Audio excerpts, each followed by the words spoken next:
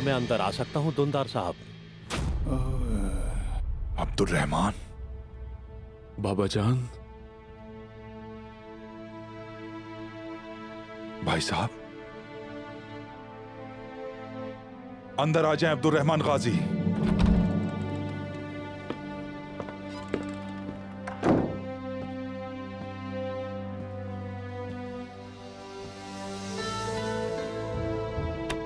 अस्सलामु अलैकुम।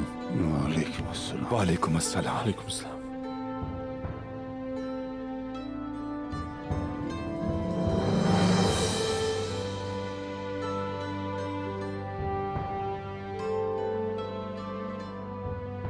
भाईजान कहाँ है अब्दुल रहमान गाजी?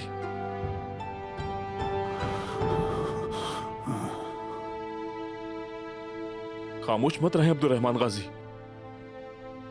मेरे बाबा कैसे हैं?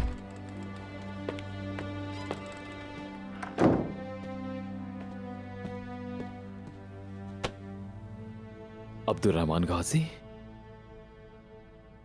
अर्तुरुल साहब को कौनिया से लेकर कसरी तक तमाम मौलिजों को दिखाया।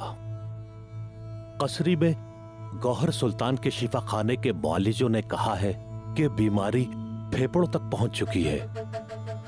उनका इलाज करवाना बहुत जरूरी है, इसलिए उन्हें वहां कुछ दिन रुकना होगा। सेहतयाब हो जाएंगे इंशाअल्लाह। इंशाअल्लाह। इंशाअल्लाह। इंशाअल्लाह। बाबा जान।